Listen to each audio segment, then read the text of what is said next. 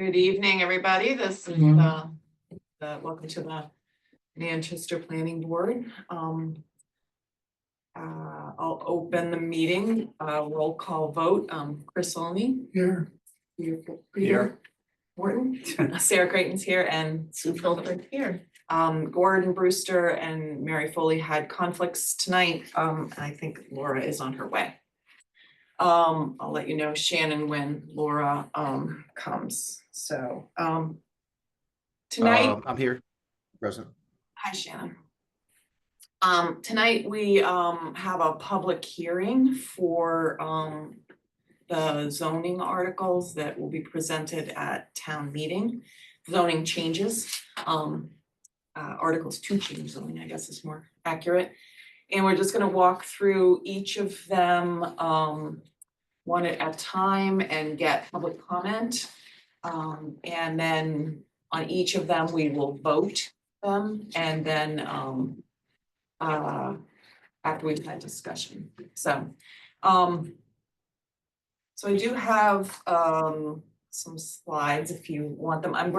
Laura's gonna actually talk through associate members and she's not here yet. So if you don't mind, we're gonna start with the accessory dwelling units. And unless you think that people are gonna come for that, but we'll go ahead and start. Okay.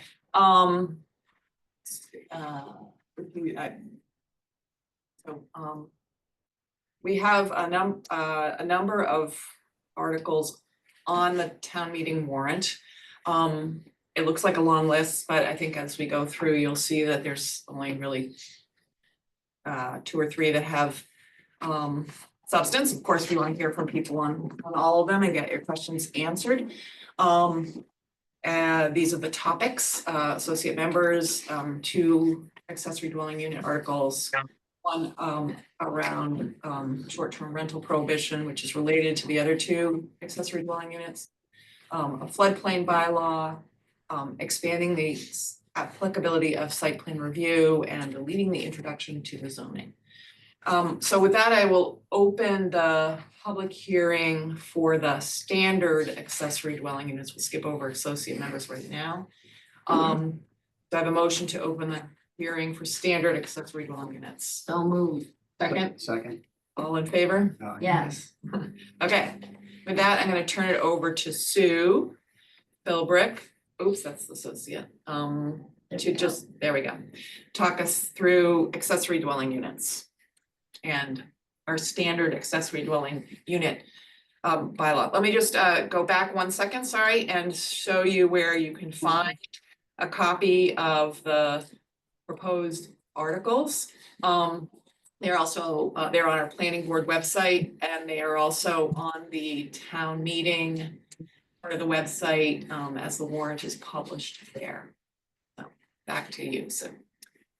So first of all, why are we proposing this particular article on accessory dwelling units that we are calling standard? The reason is because there was a new state law passed effective of this year, February of this year, just a couple months ago. And that law now allows ADUs by right, statewide in every city and town. By right means special permit. In every zoning district where single family housing is allowed. So in Manchester, that is every zoning district except the limited commercial. The reason why we need to pass this article now is that we do have a ADU zoning bylaw, but the new law invalidated it. So our current ADU zoning bylaw is invalid and unenforceable. So we need to delete it and replace it with a bylaw that will maximize Manchester's leverage over ADUs to the extent we're able to. So what is an ADU? It could be a separate structure, like a carriage house or tiny house. It could be an apartment in your basement or above your garage. The state law, of course, defines it. And I'll just read it. We have copied the state's definition word for word into our proposed bylaw. A self-contained housing unit inclusive of sleeping, cooking, and sanitary facilities on the same lot as a principal dwelling, subject to otherwise applicable dimensional and parking requirements, that A, maintains a separate entrance, either directly from the outside or through an entry hall or corridor shared with the principal dwelling, sufficient to meet the requirements of the building code for safe egress. E, is not larger in gross floor area than 1/2 the gross floor area of the principal dwelling, or 900 square feet, whichever is smaller. So an example of an ADU that would be separate, a separate structure would be the carriage house or tiny house that I mentioned a moment ago. An example of an ADU that would be accessed from outside or through an entry hall but share space with the principal dwelling would be the basement apartment that I had mentioned a few minutes ago. So what does that size requirement mean? Well, in reality, it means, let's say you own a 4,000 square foot home, which is quite large. If your single family zoning district has a 1 acre lot requirement, for example, that would be some areas in town. Does that mean you could build a 2,000 square foot standard ADU under this law? No, it doesn't. It means 900 square feet would apply because it's half the gross floor area or 900 square feet. So 900 square feet would apply to you, 4,000 square foot homeowner. Let's say you are a 1,500 square foot homeowner. With quite a few in town on a small lot. So does that mean that, so 50% of 1,500 would be 750? Does that mean you could do 900? No, you are limited to 750 because of the square footage of your home. So that's sort of what it means in a nutshell in terms of the size of ADUs. So the state law calls these ADUs protected use ADUs. We call them standard ADUs. We think it's just a little bit easier to understand. So how can we make this new law work for Manchester? What kind of restrictions are allowed? Are we allowed as a town to impose under the state law? Well, if you look at 9.1.2.1 and 9.1.2.2 our proposed zoning bylaw, you will see that we have incorporated the following restrictions. Architectural floor plan to be submitted, exterior elevations to be submitted, an engineered site plan, must comply with all applicable zoning for the lot or zone regarding floodplain, water resource. If you are in the historic district, the historic commission must approve of your plan. You must comply with lot coverage, setback, and dimensional requirements of section 5.4 of our zoning bylaw. Another restriction we can put in place is it must be on a permanent foundation. We don't want any camper vans or RVs or mobile homes, glamping tents or other temporary structures. It must be on a permanent foundation. It must be on one public water and sewer service. So if your primary dwelling unit has public water and sewer, your ADU will share that one public water and sewer service, not have a separate one. Your ADU must use the existing driveway entrance for access. It may not have a separate. Parking. If your primary dwelling is within a half mile of the train station, you might remember that circle from MBTA zoning.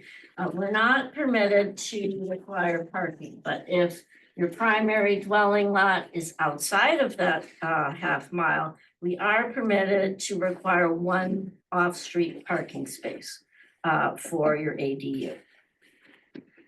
We are putting restrictions on short-term rentals. We are prohibiting short-term rentals of ADUs in our bylaw. We are saying no rentals for ADUs, standard ADUs for less than 6 months. You can't have separate ownership between the primary dwelling and the ADU, so no separate title for your ADU.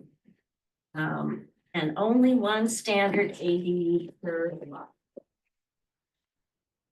Now, restrictions that you might think about, which are not allowed by the law, are the following: restrictions on age, familiar relationship, student income, number of occupants below the building code.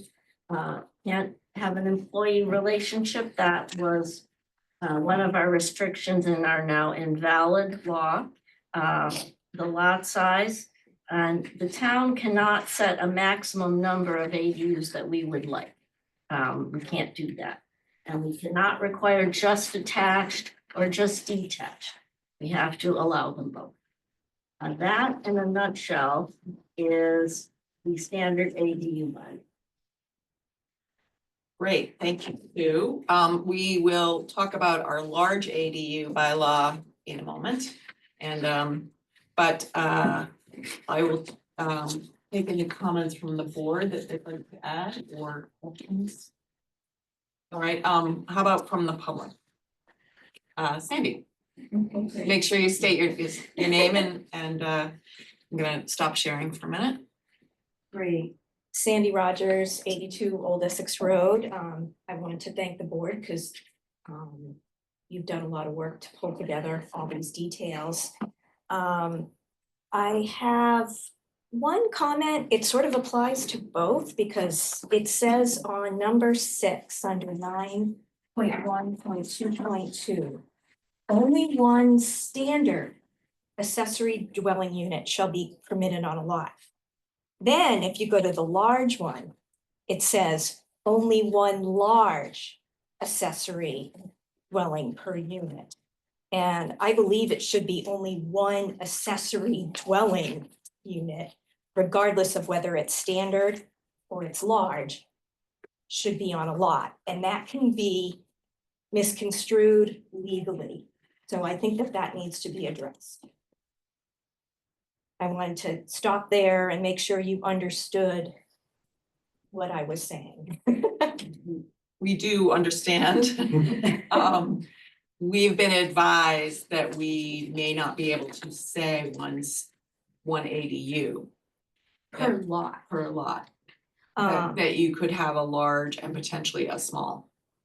I think the town, that needs to be crystal clear.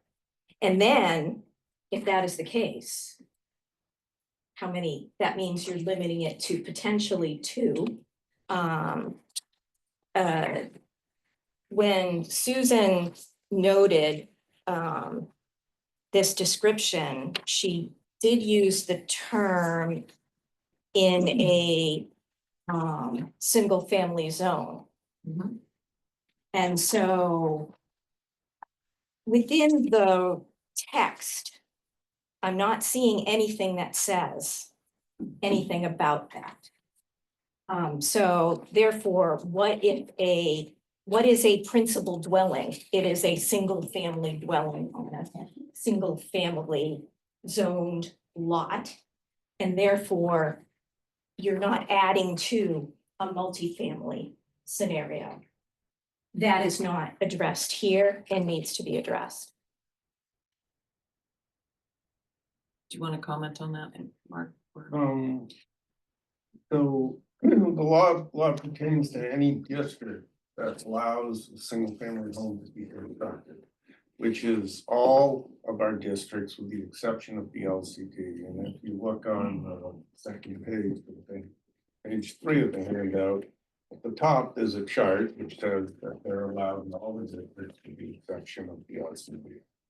So that's where it's clear about where they're allowed and where they're not allowed, which is, I think, part of your answer. I'm not sure what the, didn't quite understand what the second part was. So the issue is that the purpose of an ADU Mhm. is to add usually one extra dwelling unit to a single family residence, home, lot. And that's, However, what is a principal dwelling? What if that is a multifamily? Therefore, then that's adding just yet another apartment, another dwelling to a multifamily, and then that should kick in other planning and zoning regulations. And I think that it needs to really be specified in the text that it is a single family dwelling that this is being added to. that's what's unclear about the regulations, is that whether you can limit it to one accessory dwelling unit per lot. We are doing that, but it may not survive. And the other part is, can you limit it to only single family homes? And believe that we can find that you can't. So. So Can you if please- If you have a two-family home, you could add an accessory dwelling unit to that. So, for example, we've gotten a specific question about someone who has a two-family home and a garage. If this passes, they would like to put an accessory dwelling unit in the garage. Well, more And accurately, under current state law, we're advised, the building inspector has been advised that they can do that. That's correct, and that we can't, we can't really prohibit it. So then if it is just a question, if it is a sort of a multifamily, Mhm. then you would have to take half of one of the units, Mhm. not the total Correct. building unit. And you would have to specify which is the primary dwelling of those two units, or what if there are three units, or what if there are four units? And now you're bumping up on a lot of issues with respect to the size of the lot, the size of parking, all of that. And I think we should walk before we run, specify it's my opinion, within a single family scenario, and then see how it goes, see what that issue is. The other issue is, what if someone wants to add an ADU within a CHAD situation? That's another scenario where you've got a lot of other specifications on the amount of dwellings, et cetera. It could cause a lot of confusion, and the idea of having the zoning regulations is to make it as clear as possible, and then make sure that we're protecting the community and protecting the owner. Well, can I answer some of that? So in a CHOD, you can't have an ADU because doesn't allow single family homes, it's only for multifamily. So if you're gonna take the rules of the CHOD, you're stuck without an ADU. You can do multifamily, however, which should be more or less the same thing. Just can't add an ADU to a multifamily using the CHOD regulations. So you just said you can't do it to a multifamily, therefore you need to add in the single family for the text. But the state law says that ADUs can only be allowed in districts that allow single family homes. The CHOD does not, so the overlay district does not, but the underlying zoning does, at least in all the places where you have CHODs except the LCD.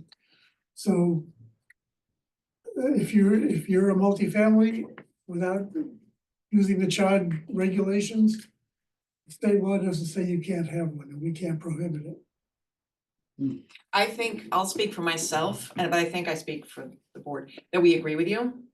That this, and the legislature may have actually agreed with you as well, but this came up in the comment for the regulations from many people. And they left it as in a district that allows single family. So, and they did not restrict it to single family dwellings. So this current state, our attorney has said that the current state law in effect today would allow a two-family in a single-family district to have an accessory dwelling unit. And then it would be up to the building inspector, to your second part of your question, to determine the square feet of the primary dwelling and thus the upper limit of the allowed ADU size, upper limit size. And in that situation, they could potentially add a standard and a large unless there is any specific. Standard, we've restricted to only single-family homes. That's why we did, no, excuse me, large, we've restricted to single-family homes. Is that in? Yeah. It's in the Okay, you point large, that out. yeah. Thank you, thank you. Yeah, and that's why. And that's, I think, speaking for myself, I agree with you. But right now, the state law gives that right. And so what we're trying to do is put as many well, this article does two things. It deletes the provisions that are currently obsolete. And it puts as many sort of oversights on the standard ADUs that we are allowed to do. Thank you. I'm gonna go to Zoom. I have Zoom user. It looks like it's Adam. Yes, thank you. I think you guys are doing a great job, but I did take a close look at this. Say your name. And I have Adam Zager, and I'm speaking on behalf of my wife and I, Cindy Zager, and myself, who own 21 Union Street. Also on behalf of Melky Mar LLC that owns 13 Elm Street. We had some comments just, again, I think you're doing a great job, but the main comment we have is what's the municipal purpose for imposing the restriction that would prevent separation of title? Because it seemed to us on reviewing these that would prohibit ADUs from becoming condominiums. So therefore, the regulation sort of looks like, okay, in order to come into town, you got to be able to afford to buy a full 2-family or a 3-family or whatever it might be that has the ADU in it. But by prohibiting the ADUs from being condominiums, you're really taking, market rate units that'll be a small, reasonable size that might sell for lower purchase prices, and sort of preventing people that could only afford those and not the full property from buying into town. And as someone who sort of moved into Manchester, the first place we bought in Manchester was a small market rate condo. It seems to us that really cuts against the affordability problem that the town is trying to tackle. So I wanted to get your thoughts on that primarily.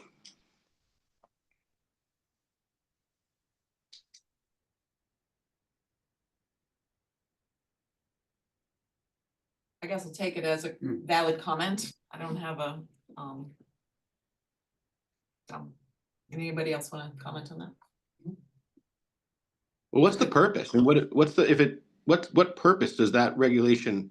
Because in order to survive the state statute, a regulation has to have a valid municipal purpose. What's the municipal purpose of that provision? Well, one, I mean, if you want to divide up one property into condos, I don't think this is the vehicle to do it. I mean, what we don't want is a lot that has a home and then an ADU and have the ADU under separate ownership. You can't divide up that lot. It just isn't the way Manchester is laid out to accommodate that kind of property division. I mean, that's just one of my thoughts. But again, why? What purpose does that what town purpose does that serve? Because we have, 2 families that have a large unit and a small unit in it. They exist. Are we discriminating against condo buyers that can only afford a condo versus folks that can afford to buy the whole property? It doesn't. What's the purpose? What's the real purpose? What does it do for the town? All right, I'm gonna just take a couple other comments and we'll think about your Sure. comments. a valid comment. Let's go to the room. Gary has, no, John had his hand up first. Yeah. John, So I have a few comments, but on Adams. can you speak, Oh, sorry. identify yourself? Yep, John Harden, 54 School Street. Thank you. Just following up on Adam's comment, it seems that some of the other provisions in the bylaw would come into play. For example, if someone had an ADU on the property, and it was a large property, and if they wanted to subdivide that and create a different lot, it would need the frontage, it would need the area, it would need all of those things. And I would think that would help govern what properties could do that or not, even setbacks, right? And that you couldn't create a non-conforming condition by just wanting it to be a separate property, right? It would have to fall into all of those other categories. So I kind of wonder if that stipulation is unnecessary, because there are lots of other things in our bylaw that would prevent that from happening without some really good forethought. But you could have common ownership of the land and have condo ownership of two parts of the building. That Yeah. happens all the time. Yeah, condo, to be honest, I'm not totally sure about. Yeah, so, But the simple division of a property, correct. I think actually could be feasible if every other thing in our bylaw was correct. I think I have an answer also. Yeah. So if it were a condo, that secondary use would no longer be accessory, it would be its own. Right. unit. Right. It's not true. It's changing. It is true, sorry, it's legally true, it would not be an accessory unit, it'd be its own unit in a condo relationship.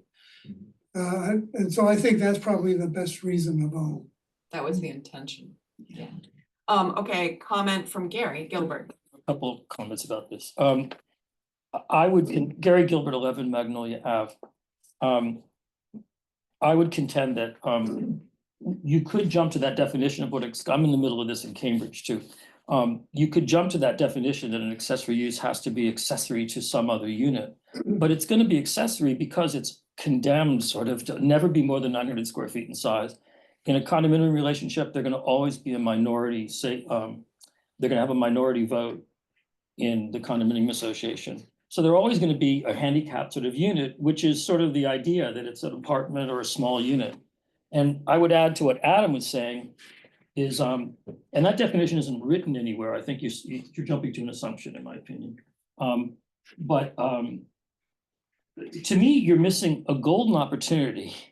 The whole town has been talking since the 40B and looking at what the state's definition of affordable housing is. And I think everybody agrees it's a pretty lame. There should be a better definition. There should be semi-affordable defined, and the affordable housing definition in the state is slightly below market rate, I think is what it ends up being. And here's a golden opportunity to create, obviously, because they're small, cheaper rentals or cheaper purchases as a condo.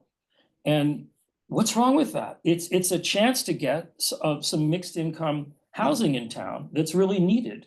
And you're also meddling in someone's own personal, private business affairs. Someone owns the property, they have a lot of money invested. Why can't they do reasonable things with it in terms of commerce? Why get in the way of other people conducting commerce?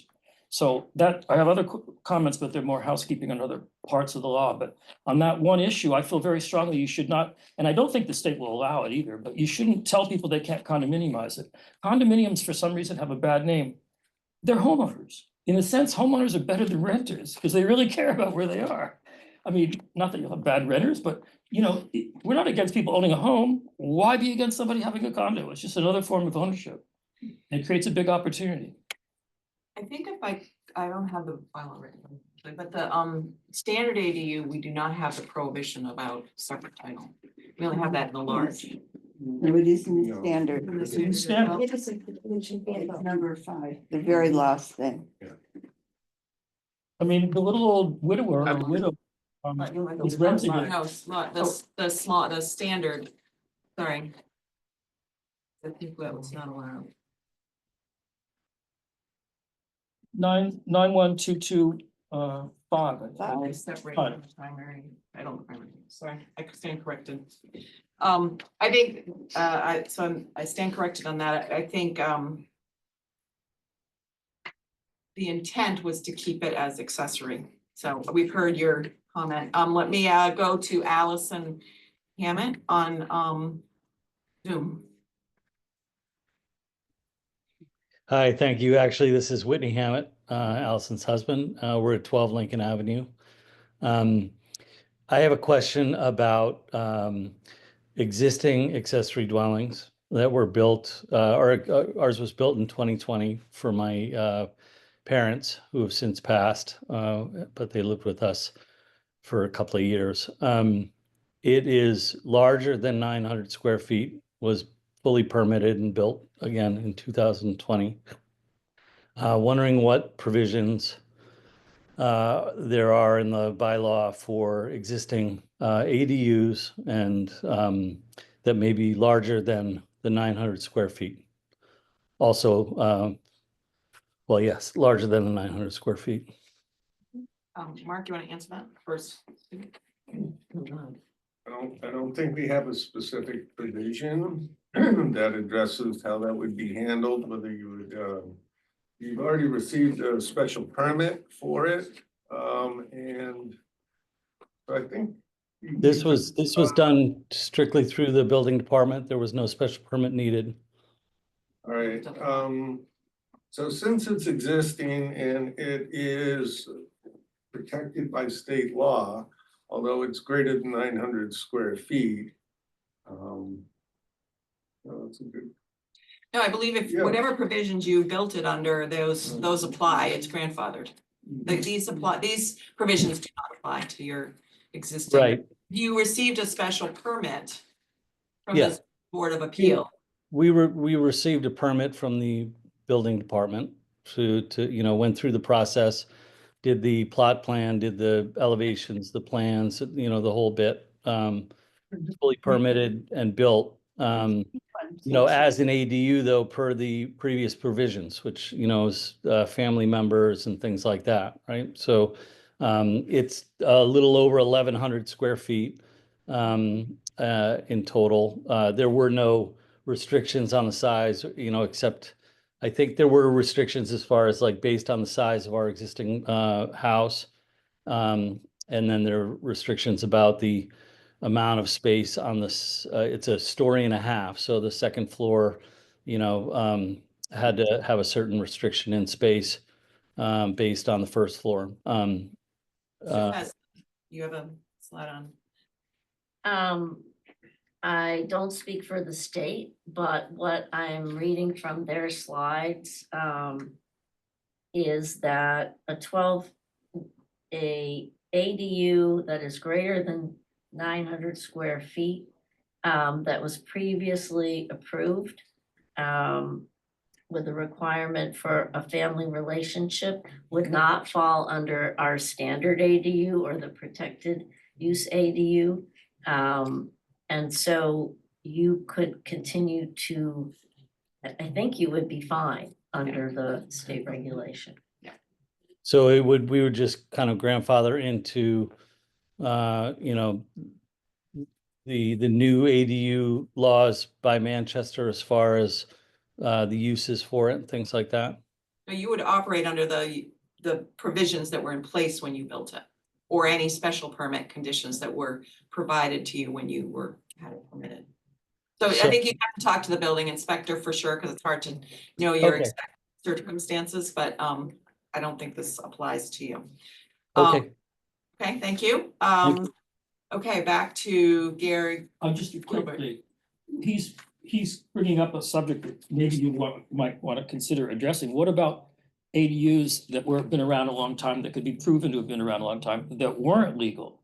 Shouldn't you create a special permit venue so they could become uninspected and for life safety and all that stuff and become part of the fabric of town?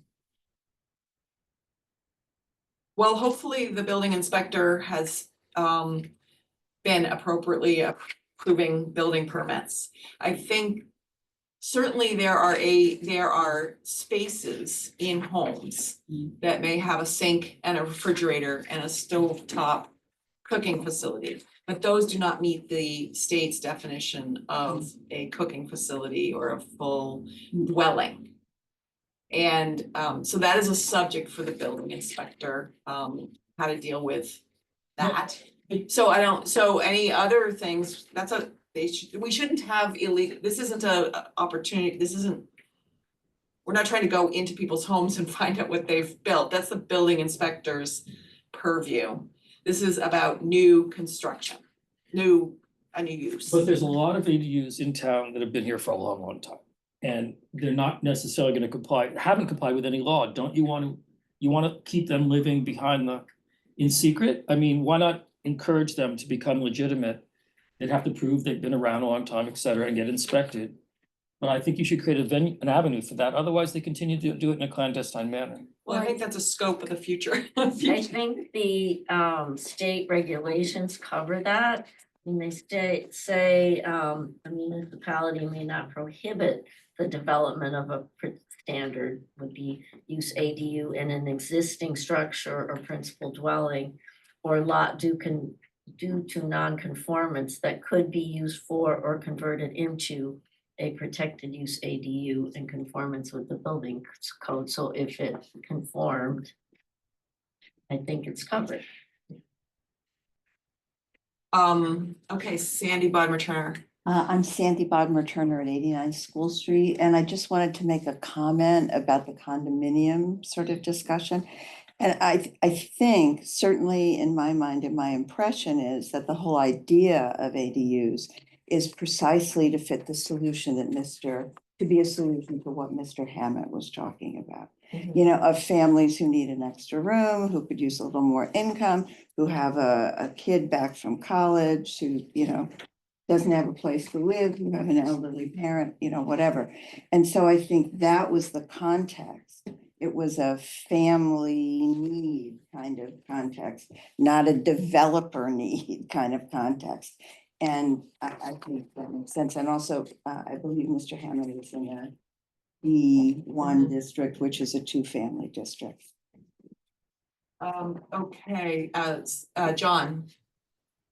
You mentioned, or I think actually Mr. Hammond mentioned that when his project was permitted, he had to abide by the 1.5 story guidelines, or not guidelines, but restrictions. Would that also apply for the ADUs?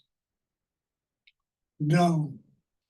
The state law says that under the ADU law, state law, the ADUs cannot be more restrictive than single family house regulations. In So terms they of can- dimensional requirements. Dimensional requirements, same height, same setbacks, same lot coverage, all of those things. That does make it a lot easier. Thank you. Sandy Rogers. Yes, on 9.1.1A. It says suitable private housing for moderate and low income elderly and young citizens. I believe that should completely be struck out because of the law. It's not supposed to be for any particular ages. It sounds like from the law, we're not able to say anything about affordability. We're hoping for affordability just based on the size of these, but that's it. There's nothing there. I think this is legally misconstruing the situation. I want to. Are you objecting to that language? I'm objecting to that language because we cannot state that it's for elderly, for younger citizens. We cannot state that it's moderate or lower income. I think that in presenting it to the community, that's one thing, but in what we are articulating in the bylaws, I do not think that we can legally state that. Can I just comment on that one for, we'll take that as a comment. We did have council review this and that did not get flagged. And it does say to facilitate the availability. It's not requiring. So. Yeah, I think it really, I think we have to start presenting things objectively to the town regarding the viability of affordability. We can't control that. I also want to reiterate what others have said, that this is an accessory dwelling unit and it is not a principal dwelling, it's not a condo, that's a completely different use scenario. Thank you. Great, thank you. Adam, do you still have your hand up? Yes, I do. Thank you for recognizing me again. I just wanted to respond to Mr. Olney's comment about the ADU and in condos not being allowed. The state actually has a definition in the regulations in 760 CMR 71 section 2 where they define ADU, and nothing in that regulation says that they can't be condos. And condos are not a separate type of use, as was just suggested, that they're just a typical single-family residential use that's allowed. Whether it's somebody's occupying it as a condo or it's a single family, it's not a different use. And so the town would have to have a legitimate municipal reason to restrict them from being condos rather than just saying it's the law, because the state law just doesn't require it. Okay, thank you.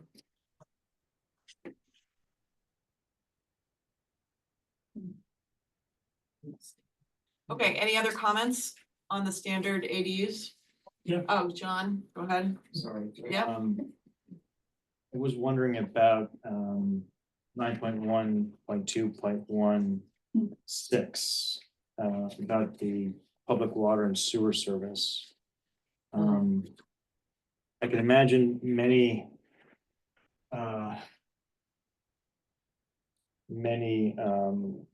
existing homes on a property. Let's say they were on septic, it's very common that the size of the septic system might already be undersized for the home. So if they wanted to add an ADU, they might have to add a whole new, a larger septic system. If they're lucky to be on town sewer, that's a different story. But I'm just wondering what the Rationale. point, what the rationale was behind it. Well, there are two things. One is if they're on septic and they add bedrooms, they would need to comply with Title V. Yes. So, and that could be however they decide to do that, 2 systems or whatever. But the request here was that water and sewer municipal services would only have 1 hookup, and that was at the request of the DPW. Also, the regulatory process, it was brought to the EOHLC's attention that in order to dissuade ADUs, towns were requiring separate utilities for as a deterrent to ADUs. And so they specifically asked that we not require separate service utilities. They could be separately metered however. I see. Right. Okay. But I think that also goes to the state intent that this is an accessory to the primary use rather than to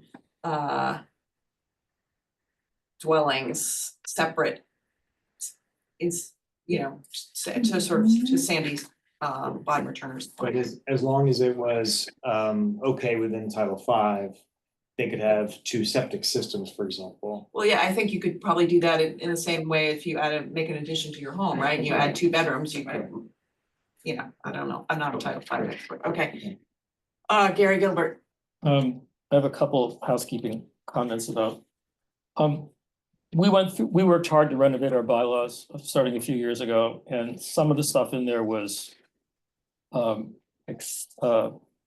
particularly needed or redundant. And I see the item 9121, item 1, architectural floor plans, sure. But when you start asking for things that the building department's gonna require, if you're adding item 2 and 3, any addition, let the building department determine that. I mean, they do determine that. If you're adding an addition, you've got to do a whole slew of things. And if you start saying a little bit of what they require, but not everything that they require, it gets almost competitive to what the building department's regulations are. You have to provide a site plan for an addition and elevations. That's all, why start? Well, I will repeat myself, but I wouldn't go there. I would just eliminate that language because you need to go through the building department process and they'll ask for all sorts of things. So And which ones would you eliminate? I wouldn't say 2 and 3. I mean, you need to get a building Two and permit, three. because you're adding, if you're adding an addition, you're adding an addition. That's a big deal. Foundations, you gotta meet zoning on all sorts of levels. Let the building department determine it. Item 4, this is the kind of language that we had before in various bylaws. You don't need to say you have to comply with the bylaws. They're the bylaws. It says at the beginning of the bylaws, anybody does anything has to comply with the bylaws. If you start saying in sections like 9.1 or 13.6 or whatever, you're gonna start repeating that everywhere, all through your bylaws. It's not necessary. As well as item 5, if you're in the historic, if you're compelled to comply with the rules of the historic district, then you're compelled to comply with them. Why put it in your bylaw and clutter it up? And lastly, item 7, I would suggest slightly tweaking the wording so it's a little clearer. I think in item 7, you're trying to say they have to comply with the lot coverage requirements of a primary dwelling and not what had been required for accessory buildings.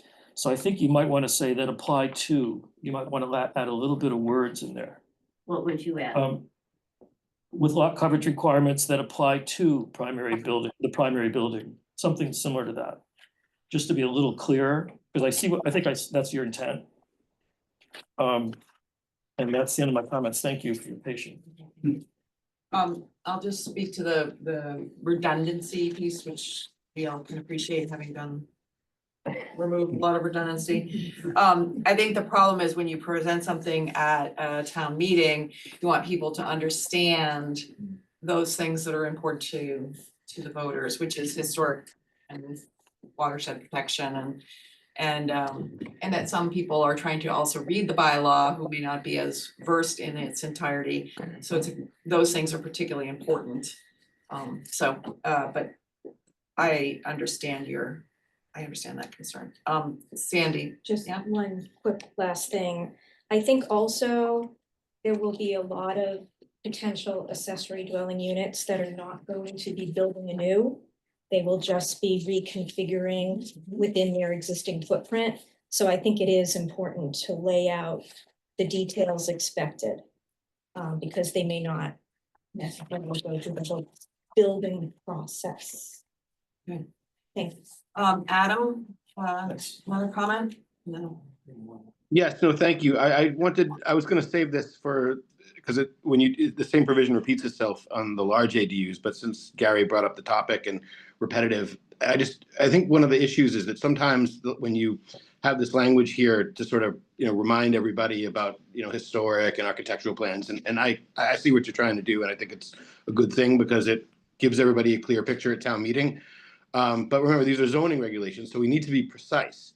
And I'm not sure town council gave it the level of attention that it probably should, because for instance, if you take a look at number 5, that just said, yes, if located in the Manchester Historic District, the Historic District Commission must approve any changes to the exterior of the building. That doesn't really cover it because number 1, they don't really approve, they just issue a certificate of appropriateness. But that's not even, sometimes they do things different, like they might issue a certificate of hardship.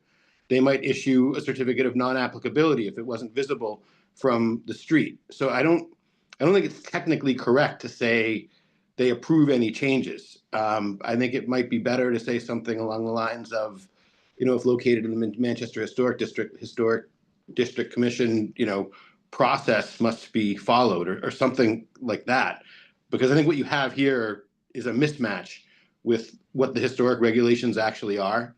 And I think you kind of run into a similar problem sometimes, maybe on number 9 as well, about all standard accessory dwelling units using existing driveway entrances for access. Like, what if the driveway entrance isn't so good? Like, you might want a better access.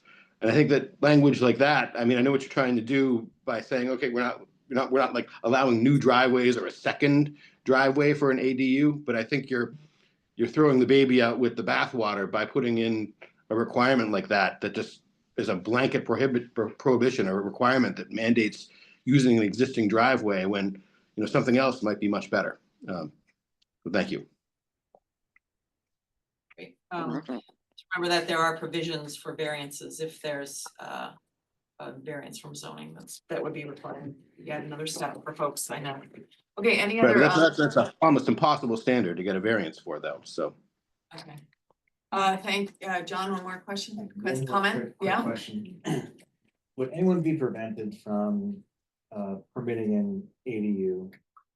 And then some point in the future, if all the site parameters worked, doing an A&R and separating that lot? That'd be a separate title. Right, but it wasn't created with a separate title.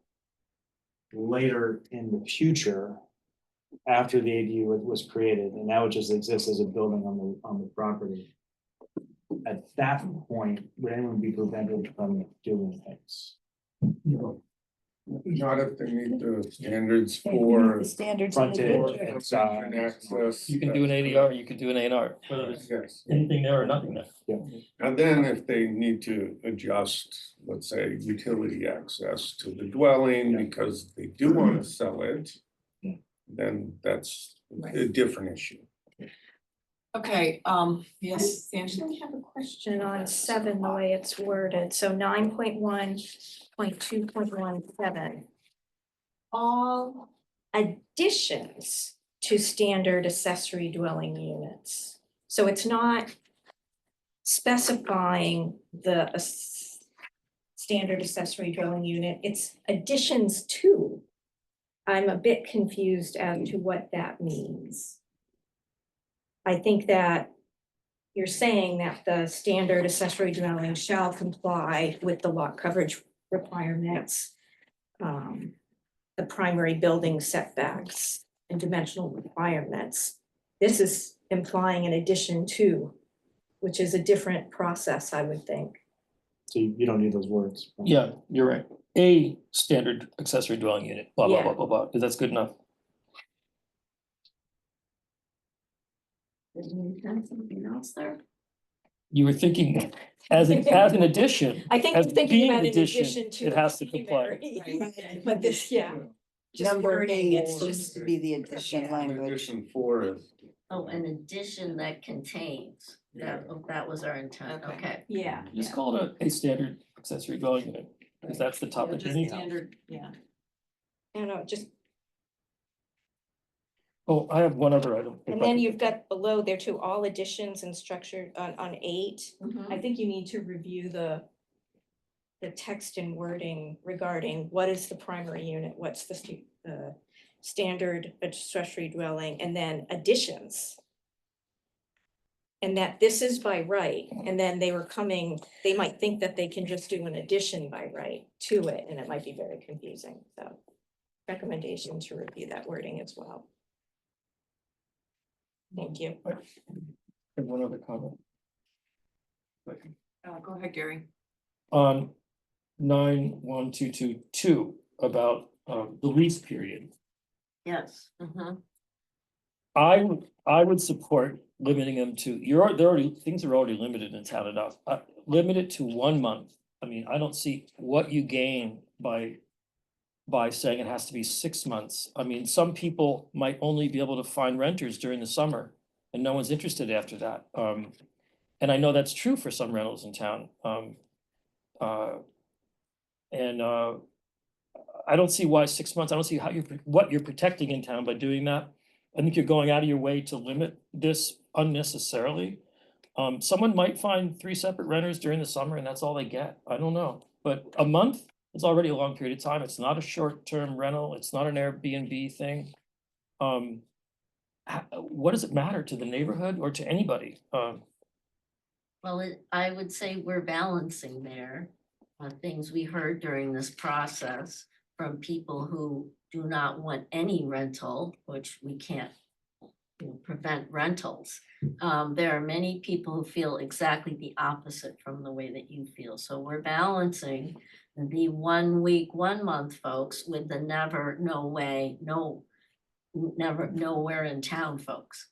So Well, that's where the 6 months come. I think there's probably other people that would agree with me, though. I mean, sure, people are Yeah. fearful. There are both sides. People are fearful of anybody coming in town, but I think we've had that. It's almost a disease in this town, and we have to stop being afraid. Let people rent. That's why we voted town meeting. Right. This was our compromise. I would like to hear we've spent a lot of time on this, this is important. I would like to just hear you I'm hopefully, speak for the fact that we're deleting the existing, provisions of the employee housing and, the The existing. double-sized lot, Yeah. we and were so- singled out in 157 communities in the state. We were singled out as the most restrictive in the whole state for ADUs. So I just, We got rid of it's that. helpful to have the record show that we're at least moving in the right direction. And there will probably be more to talk about on this. So I'd like to, any other public hearing comments from either the board or anybody else? I'd like to. On the standard. On the standard ADU, ADU, yeah. thank you, Sue. So I'm gonna close the public hearing for the standard ADU bylaw. Take a motion to do that. So moved. All in favor? Yes. Opposed? Okay, thank you. Now we're gonna discuss the standard ADU. I'm wondering if we should talk about them both at the same time though, just probably it'd be easier because we may want to make some edits to both at the same time. Well, so this is the problem. Okay. The part of the process is that these have already been submitted to Yeah. town, to the, and the blessing and vote of the board. Yeah. The only way to make any edits would be on the floor of town meeting. Mhm. We did hold a public hearing on these March. several months ago, or a month Yeah. ago, and got very few comments, Mhm. so. So, you know, that's kind of the process. And if you wanna discuss and vote amendments as the board that you're gonna present on the article, you can do that, or you can leave it to citizens to present their own petitions, however they. And we also could actually vote those changes on the 14th, right? We don't have to do that tonight. That's correct. Yes, I can add it because I. Yeah, the only thing we do need to do tonight for sure is to vote the addition that we made at the last meeting to To confirm that, that's just, Yeah. so on, it is, to add. from the because it- elevations. Yeah, it's on,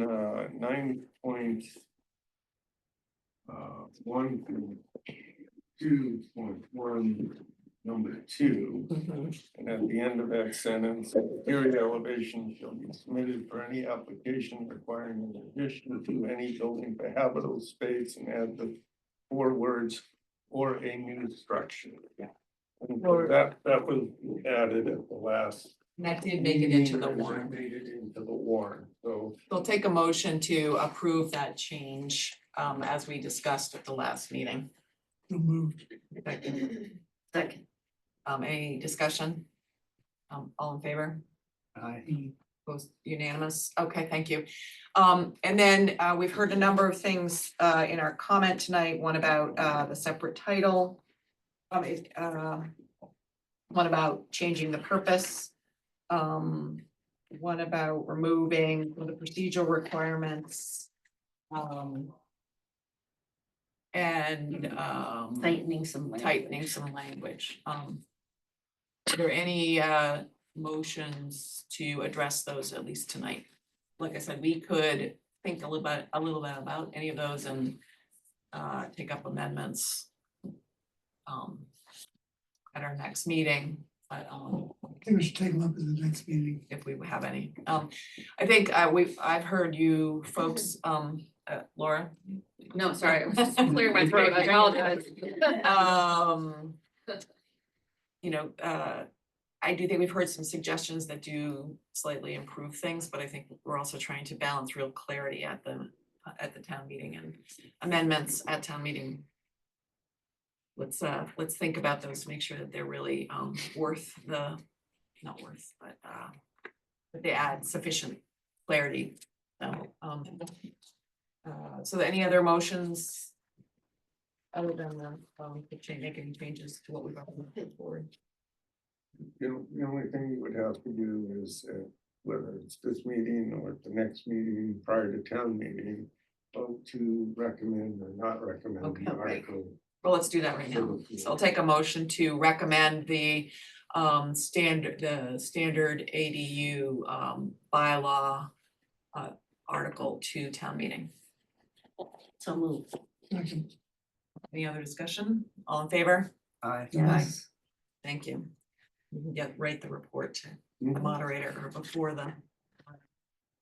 Okay, great, thank you. Now I'm gonna open the public hearing to see if the town will amend the zoning bylaws to define and regulate large accessory dwelling unit.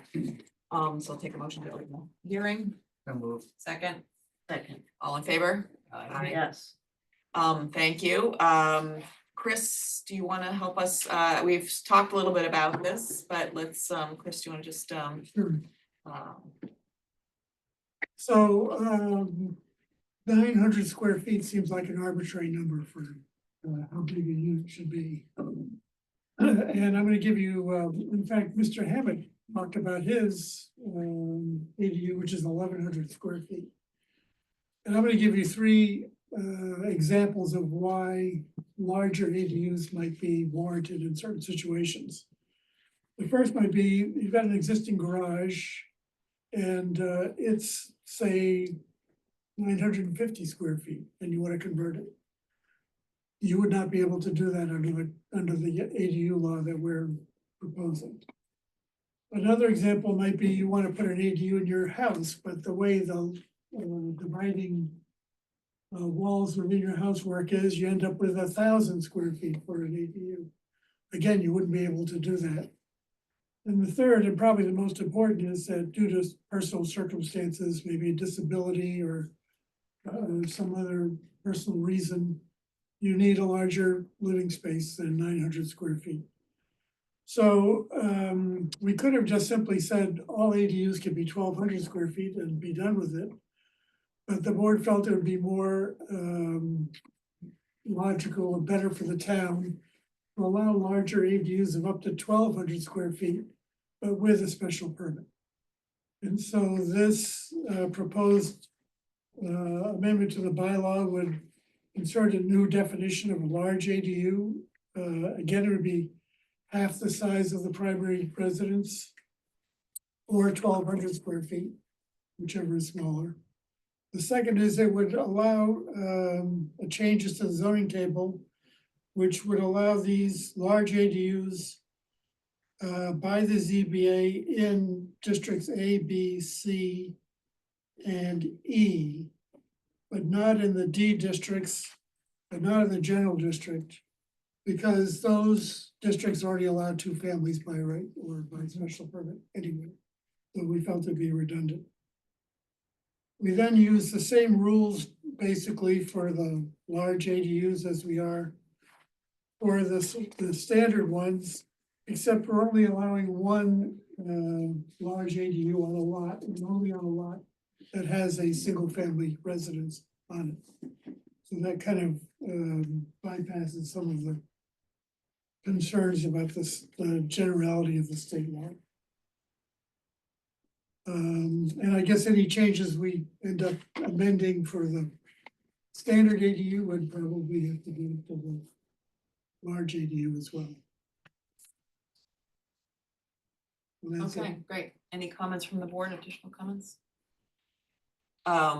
Great, Adam, go ahead. Thank you again. Sorry to be a repeat offender. Again, Adam Zager. This time I'm speaking on behalf of myself and Cindy for 21 Union Street. I just wanted to point out that Chris, you just mentioned that the reason for not allowing the larger ADUs in the G district was because of redundancy and the 2-family is already allowed. That's correct. But as this applies to our particular property, we have a little bit of a problem. We have a barn behind our house that is about 1,600 square feet. That we have a special permit for an employee dwelling there that we haven't started construction, but we may at some point.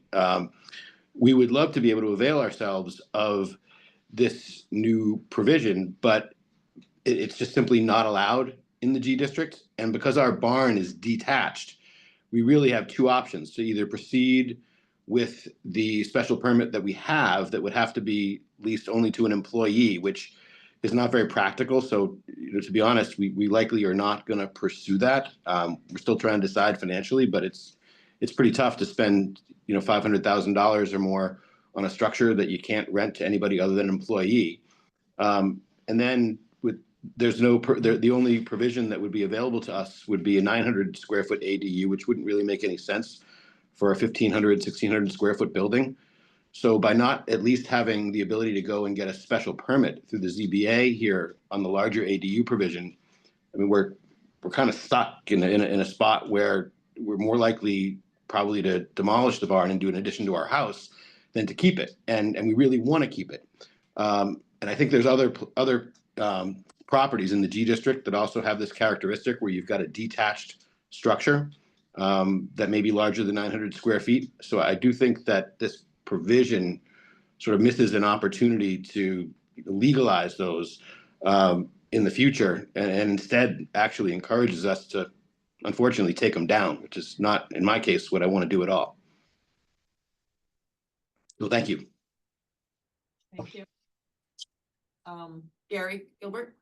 Two things. With regards to what you just mentioned, you might want to add something that allows a special permit option, because you wouldn't get a variance for this. There's no hardship he could prove.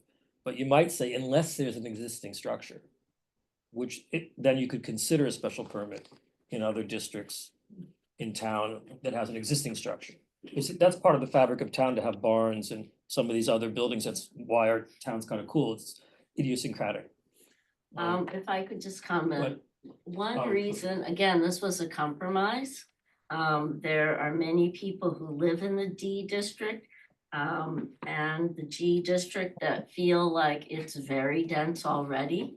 And they felt very strongly that the larger ADUs should not be allowed in those districts. So that was part of our thinking. Okay, But hold on, I had a let me bigger get, let's just, Okay. Sandy Rogers? Okay, so here are two different things. Again, on number 7, the wording, all additions to, same That's the comment. same thing. Yep. Second, on number 10, it says if a large accessory dwelling units, it's just a typo, not a big deal. I think in sort of thinking about what was just raised, my understanding is that you could potentially have a barn, some type of structure that's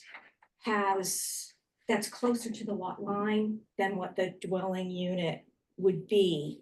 And it's very important because now you're adding a dwelling where there's a lot of activity, there's lights, there's everything. And I want to make sure that there's that buffer for your neighbors. And I think that's very important. So- And that's covered within. So number 10 Number 10 actually takes care says of about if a large accessory dwelling unit is proposed to be Right. in an accessory structure constructed after town meeting date, the structure must comply with the primary building setbacks. And that, because accessory structures have smaller setbacks, we were trying, and if setbacks have a basis, that therefore, after the town meeting, if you're constructing something new that's accessory and plan to then make it into an ADU, then you're operating under the dwelling setbacks, not the garage, garden shed setbacks. So that was the intent, to do Correct. exactly what you're saying. Yeah.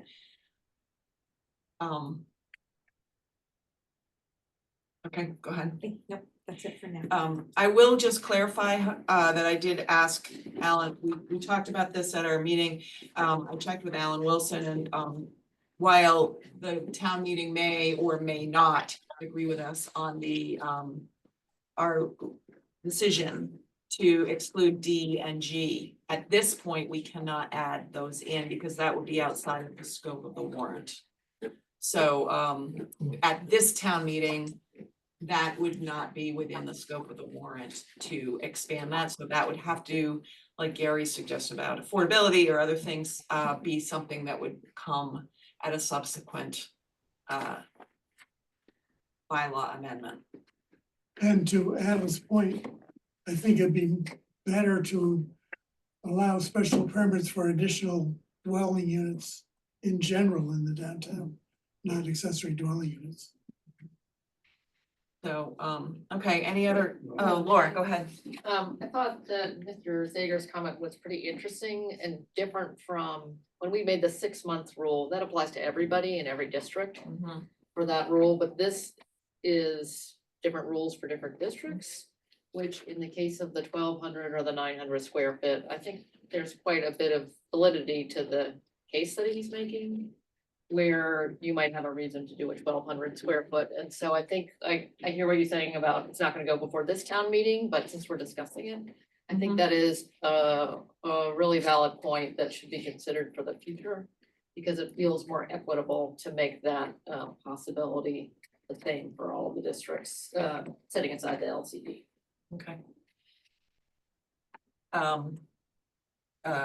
Did you have a comment? No. Okay, Gary? On a positive note, I really support this. I really think it's important to allow a special permit option for something as big as a reasonable size of 1,200 square feet, because, I mean, some people have attics above their garage. I mean, are you gonna wall off everything beyond 900 square feet and say it's storage? Who's kidding who? They're gonna put a door in it and they're gonna use it as part of their living space. And it may be totally appropriate, and there's so many odd dead-end streets or quiet streets or buildings, houses that have interesting spaces where it's really important to allow this, where it's reasonable, I think it will be reasonable. And I'm glad you're doing it. Great, thank you. Okay, any other comments? I'll take a motion to close the public hearing for the large accessory dwelling units. So moved. Second. All in favor? Uh, Okay, we will take a vote to make the same addition to the exterior elevation plans will be required in For a new structure. for new structures as well. So do I have a motion to that amendment? That it has made it into the warrant, so motion to To confirm that. confirm that amendment. For this one This too. for the large Yes. accessory dwelling So units. moved. Second, Second. all in favor? Aye. Okay, are there any changes that we should make tonight? I think we can think about a couple of them. Yeah, Yeah, all right, I'll take a motion to recommend the article to amend zoning to add a large accessory dwelling unit bylaw. Motion to recommend. so moved. Chris has moved, Second. Sue has seconded. Any discussion? All in favor? Aye. Okay, opposed? Great, thank you. Okay, the next, we're gonna go back to associate members. I'll turn that over to Laura.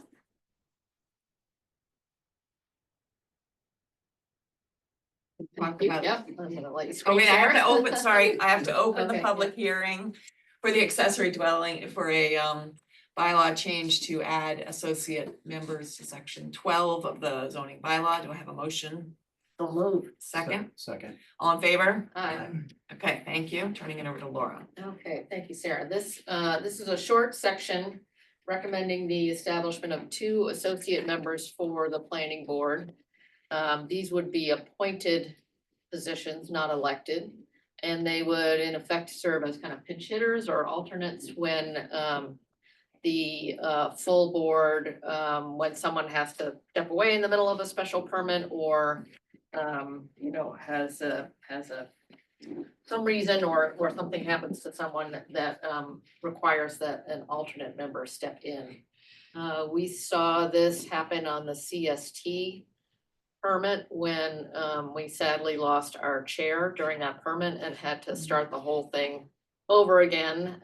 We were fortunate in that the permit applicants were cooperative in working with us and kind of going back to the start. It was an important and is an important development to the town.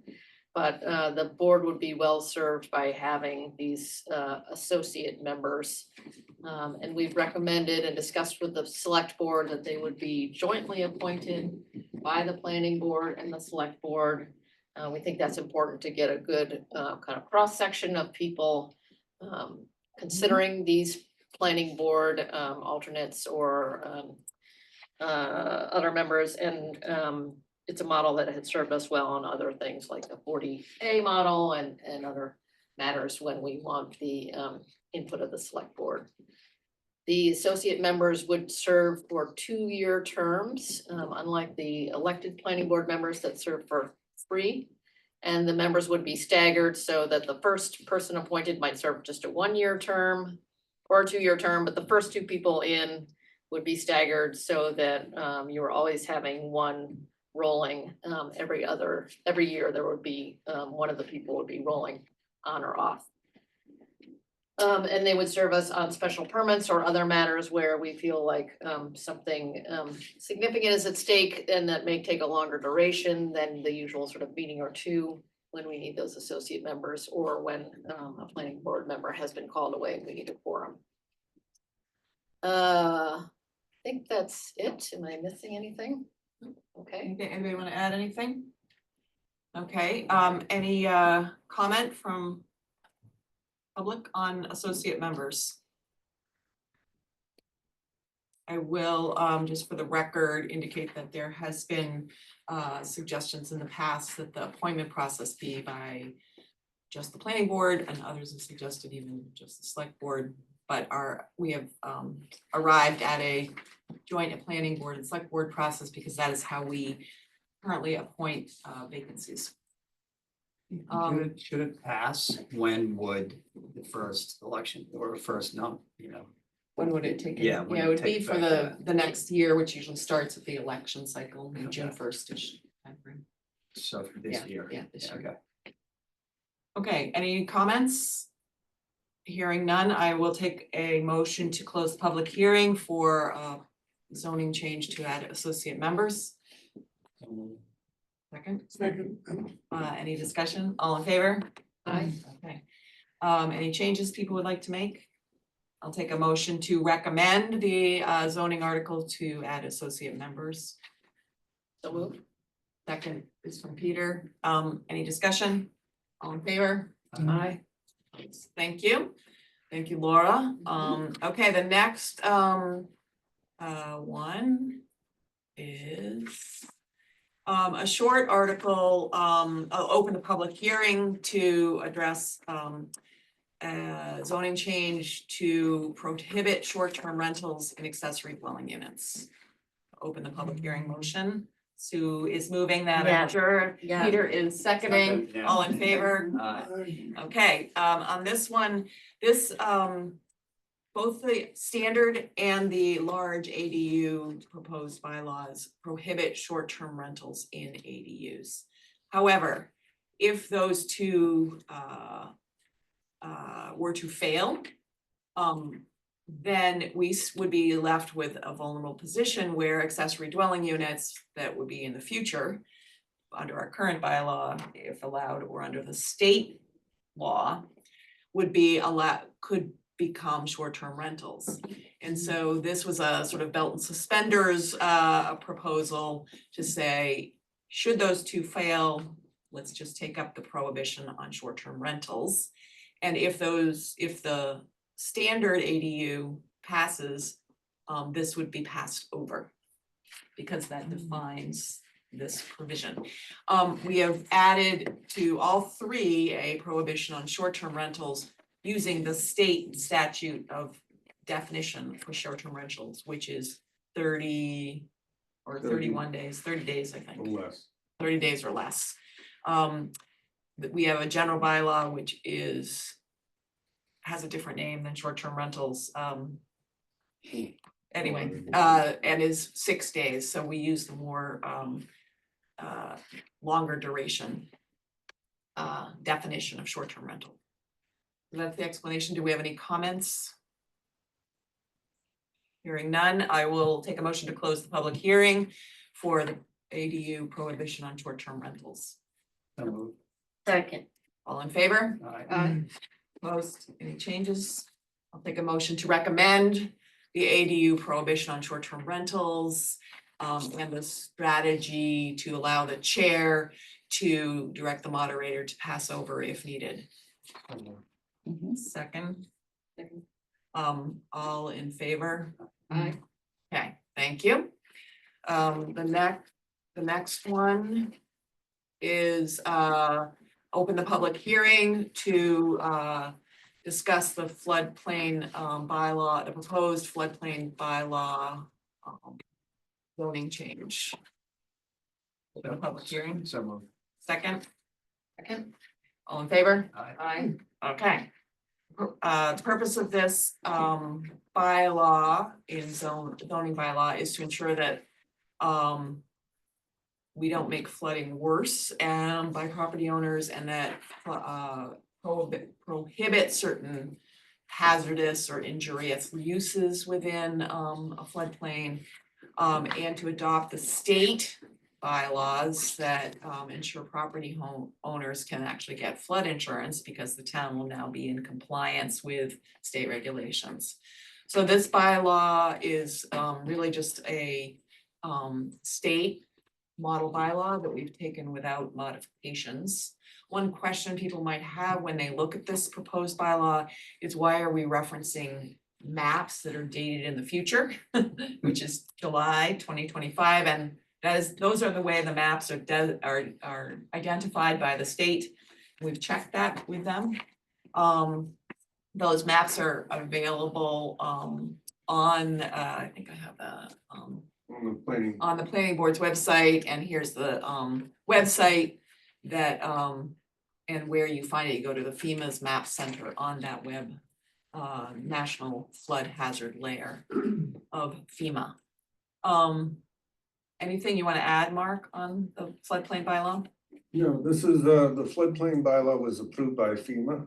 And then we had to make some adjustments to the bylaw so it pertains specifically to Manchester. All communities do, and then that bylaw gets reviewed by the state and gets approved. And so it has been reviewed and approved by the state, so.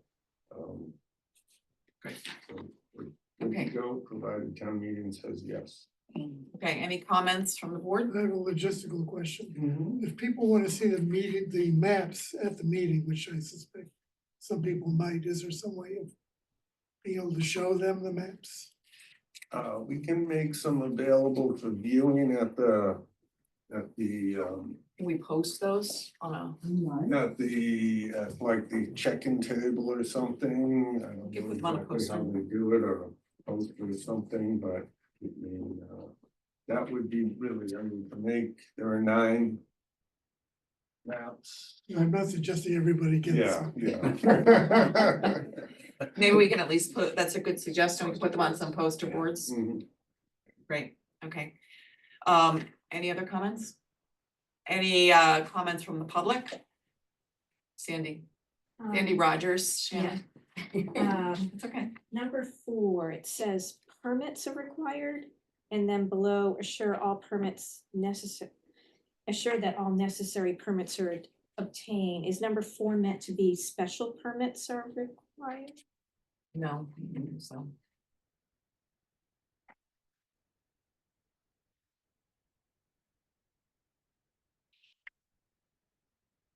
Oh, that's the heading.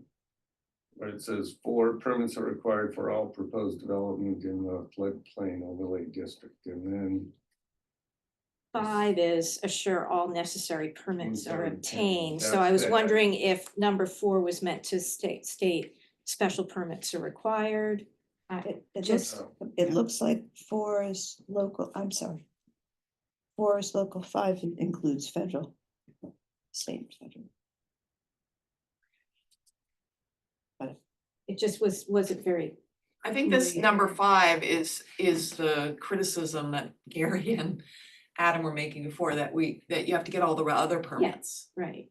But this So- is permits are required for all proposed development. It's any permit, special permit, all permits. Well, it would depend on the use. So if you're putting in a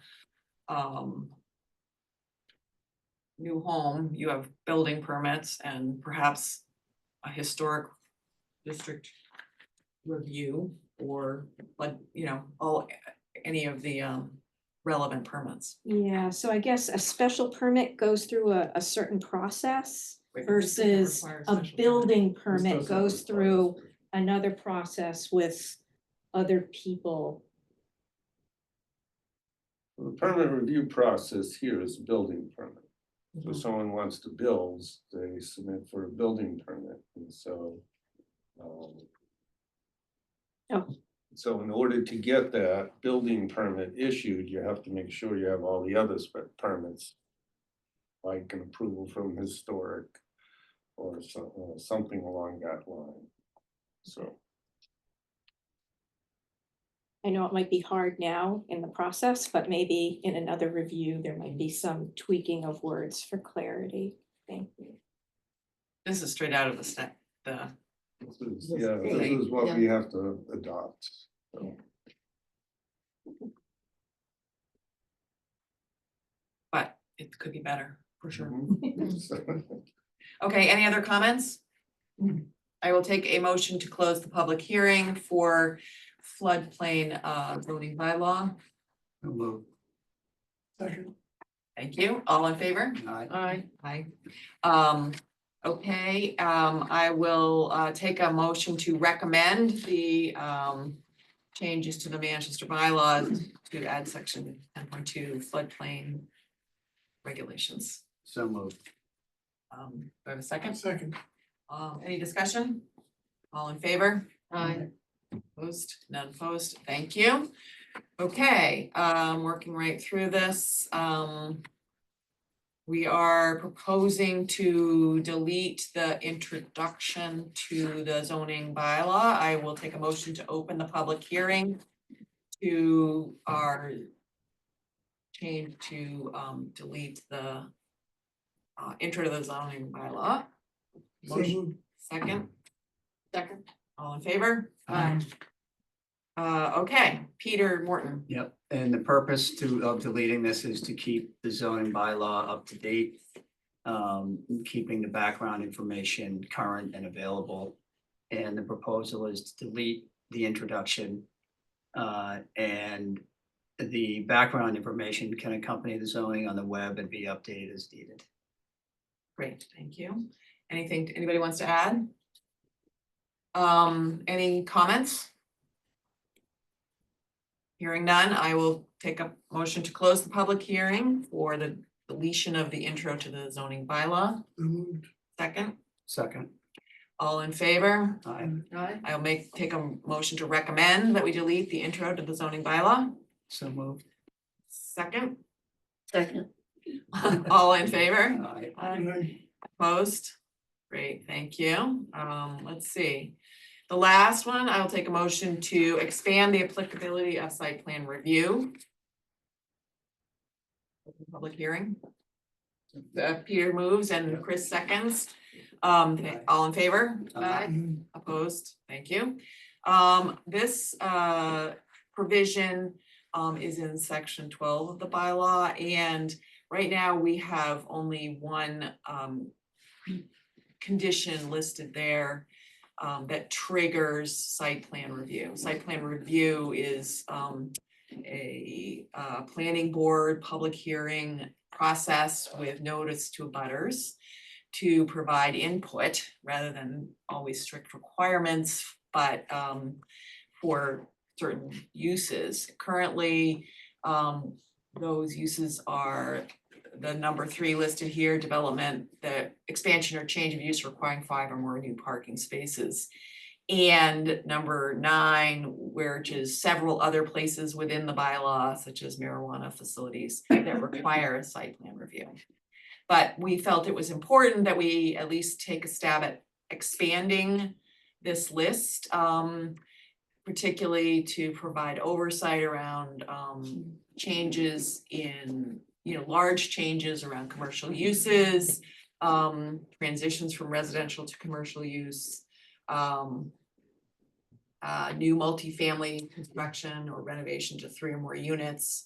That is, it already is specified in the MBTA zoning, but certainly any other multifamily buildings would trigger, and any alterations of basically more than an acre of land for residential or agricultural or other uses.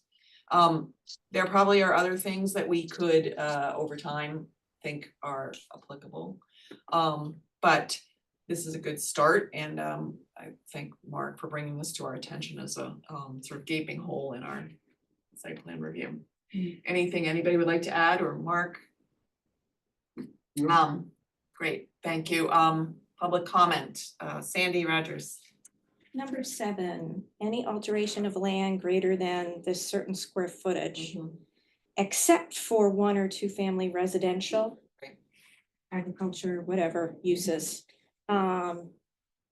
So I have a question. Is there anything in the bylaws that says I buy a lot of land and I can just go in and clear cut without any review? And then we end up with something like happened at Summer Street, or potentially worse. And so what is the reason to come up with this particular number square footage? And why do you need to say 1 or 2 family? You can't, and there might be some legalities. I'm just a big question. Well, I think, we have 1 or 2 family by right, in most of the town, and I think, that was probably the reason for exempting 1 or 2 family. I mean, primarily use site plan review for commercial purposes, and where this has been helpful is when in communities really where you have a lot more commercial property and bigger properties, and someone wants to alter a piece of land and put in some parking, is where I've seen it. It's important because it creates drainage problems and other things if you aren't reviewing it. And because it's not necessarily, they're not building like a commercial use on there. So if you don't have something like this, it oftentimes won't trigger site plan review. So that's the purpose of that. And also you cannot restrict agricultural, horticultural, floriculture, and viticulture. So it's just stating the obvious. And then to your first part of your question, are there any rules if you're doing a single family or 2 family? And the answer is yes, if you trigger the earth removal bylaw. So, or if you are removing ledge or certain quantities of work in the setbacks. So if you're doing those things, but if you're have a flat field, flat forest, and you want to take down all the trees, unfortunately, in my opinion, you're allowed to do that under our current bylaw. That might be a future thing where we might want to think about that, but that this is not that purpose. Okay, thank you. Good comment though, thank you. Any other comments from folks? Okay, I will take a motion to close the public hearing to explain the applicability of site plan review. So moved. Second. All in favor? Aye. Okay, I'll take a motion to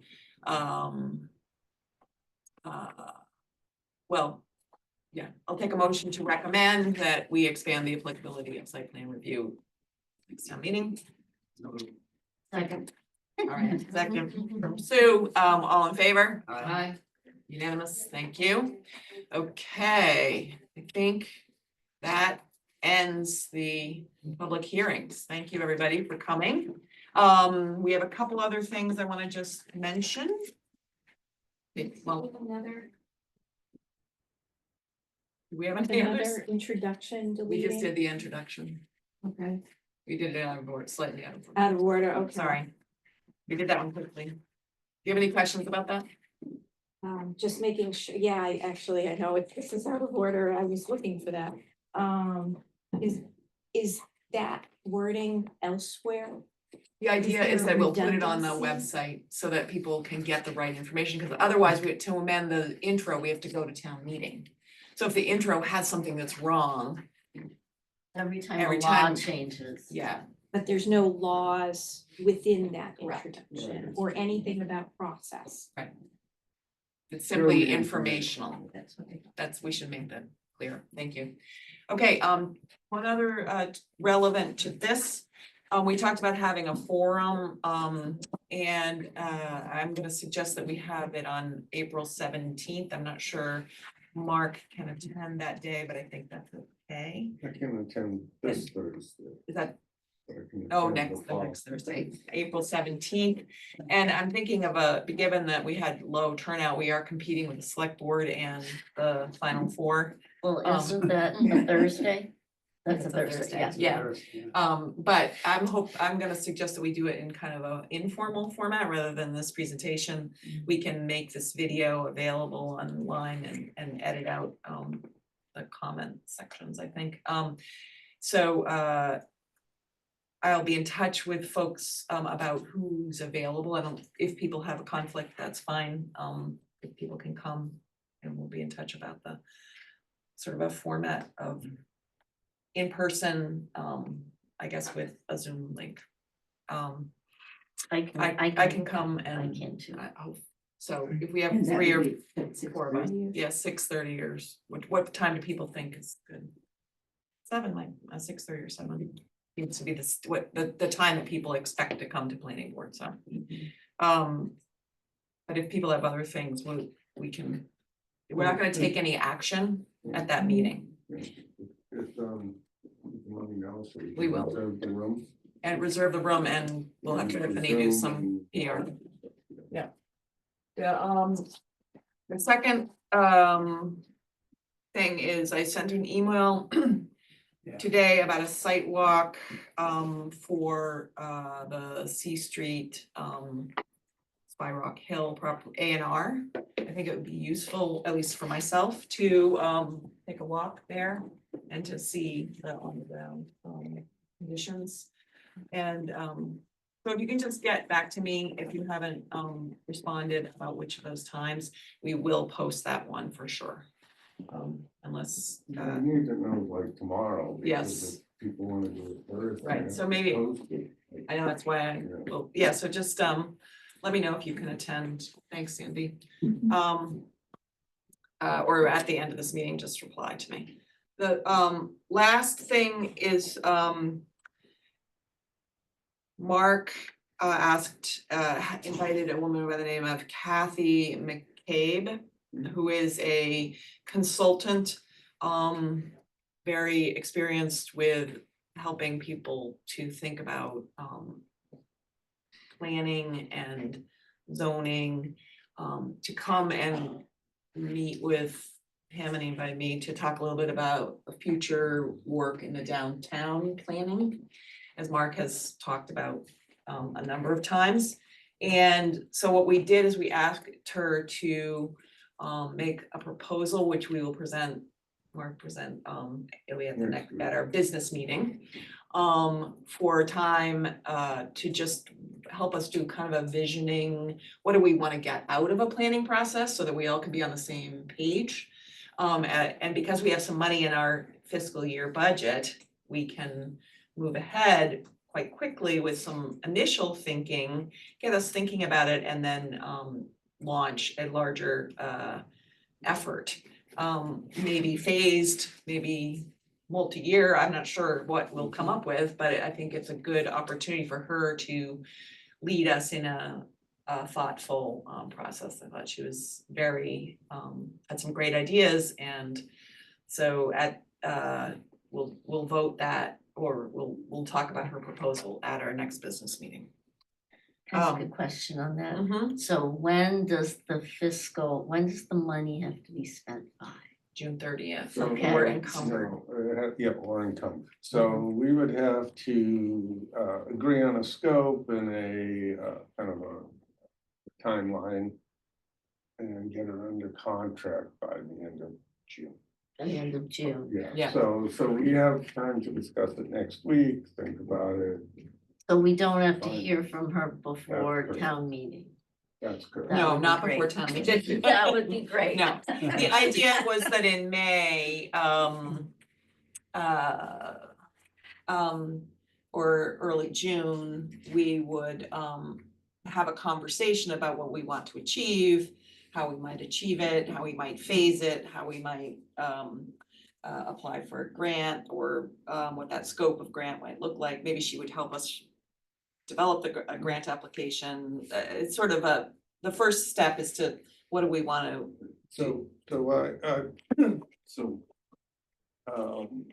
So the state has created what they call a one-stop grant application for over a dozen different grant programs. And so we're a small town under their categories, so they have a small town and development grant. And so what I've been looking to do when talking, first off, it came up with the MBTA discussion about a year ago about whether to include parts of the general district, and we chose not to within the MBTA because we can't dictate mixed use, et cetera. So, and we talked about it a little bit at the downtown improvement committee, and I kind of feel that really it should be coming through the planning board as the planning, board for the town, that we should kind of put together a vision for the downtown and a certain area of the community, and how do we want that to look and function, and moving forward, which will provide kind of the basis for when we look at zoning, when we look at streetscape and all the other things that'll be included in the grant application. So I have to get that grant application in sometime in June. So we won't be finished, but we'll be able to say, this is what we're working towards. We're doing some preliminary work. They'd like to see that.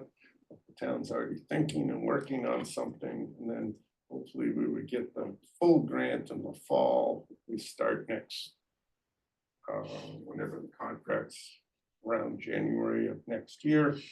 And it'll be for the entire general district. We already have kind of a game plan for the core areas downtown, so we can begin to move that forward. So that's kind of the overall big picture.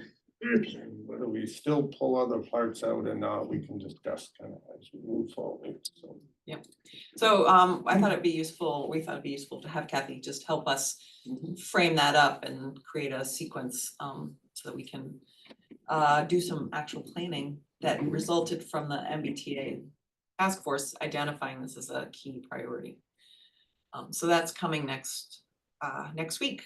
So with that, I will, any other discussion people want to talk about? Great, well, thank you, everybody. Was that our list, Mark? yeah, and just to let you know, like also expecting us to go for someone from our previous housing production plan consultant for the next round of updates. So Okay, great. So we have a lot on our agenda next meeting, so let's take a motion to adjourn tonight. Oh, yeah, we've already closed all the hearings. So moved. Second, Second. all in favor? Aye. Great, thank you. Thank you, Sarah. Great job. Thank you, everybody. Yeah, we really need to do that. What, can you, what are the, like, the dates